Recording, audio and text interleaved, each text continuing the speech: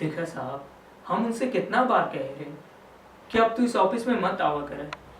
अरे तहार कुछ ना होई, जौन करी अब बड़े साहब करी। लेकिन इन हमा बतिये नहीं माने।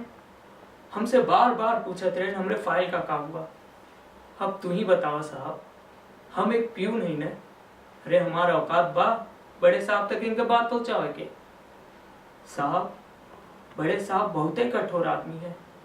एक दिन हम उनसे कहा कि देखा साहब, वो गरीब आदमी रोज आवत है और हमसे पूछत है कि हमरे फाइल का हुआ। साहब ऊपर साइन किए।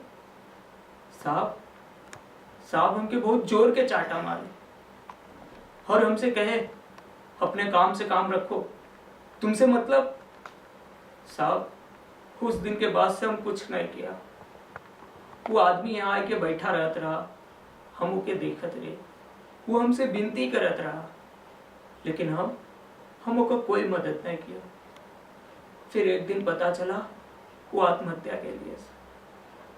हम ओके आत्महत्या के लिए ना ही उसका साहब, हमके माफ कर दे साहब।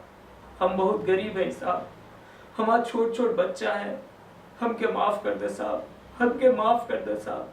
हम ओके आत्महत्या के लिए ना ही उसका, हमके माफ कर दे साहब।